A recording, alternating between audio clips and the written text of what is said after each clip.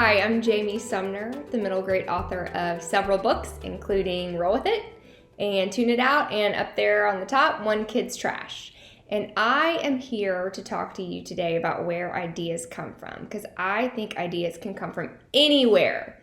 As long as you keep your eyes open and your mind sharp to the things around you that stand out, songs, conversations you hear in a crowded place, anything, you can get inspired. So I'm going to tell you a story, and it is about how I came up with the idea for One Kid's Trash.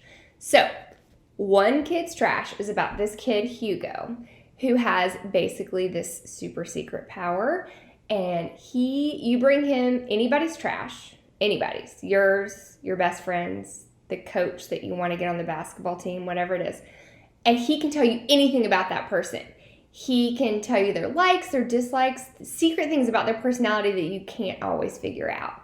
And it was so fun to write this book. One, it was really fun to come up with the ideas of what people's trash would include.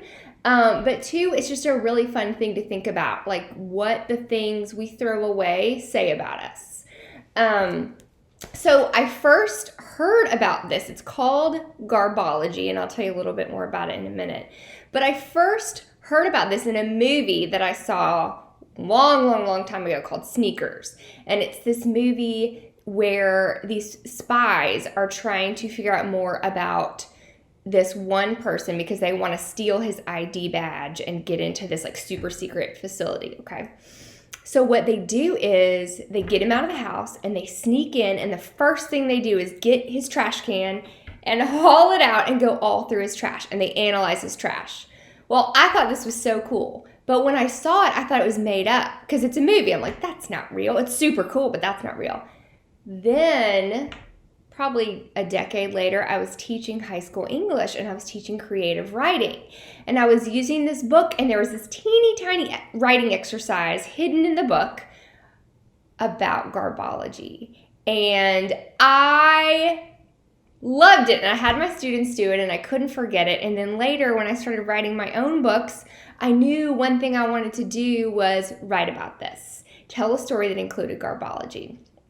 So all that to say, I'm going to read you one little tiny bit from One Kid's Trash to tell you, this is the part where Hugo, who's in detention because he's in trouble, explains Garbology to his friends. So he says, "Detention, it turns out, isn't that bad. It's basically an hour of study hall, and the teacher on duty, Mr. Carpenter, my history teacher, doesn't even care if you talk, as long as you're quiet and leave him alone. After about 10 minutes, Vidge, that's his cousin, starts fidgeting, pulling the drawstrings of his jacket back and forth so they make a zing noise. The library is one big room, and it tends to echo." I grab his hand.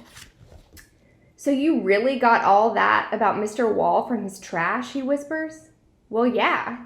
I pull out headphones to listen to music, even though I should be finishing my problem set for algebra. Micah, sitting on the other side of me, hums something that sounds suspiciously like Elmo's World. He's already halfway through his map. He stops when Vidge closes both our books and says, "Explain, Sherlock." I think back to the day I first learned all the magical mysteries that trash could reveal. One afternoon when I was 9, Mom tripped over the trash can in my room. A whole pile of Legos spilled out. I'd lost a wheel to the Batmobile and didn't want to play with them if it wasn't a complete set. She made me pick them all up and then handed me a bag so we could donate them to Goodwill. Your trash says a lot about you, Hugo. What you value, what you think is worth saving, and what's not. Think about that the next time you decide to throw away perfectly good toys, she said. And then she sat on the floor with me and explained the science of garbage for the very first time.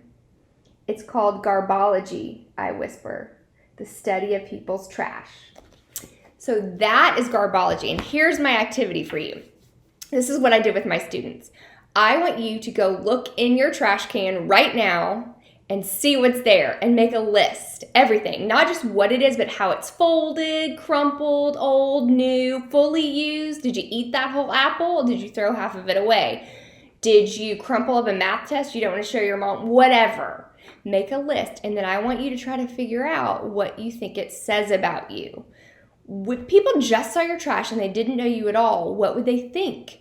what could they kind of interpret based on what's down there?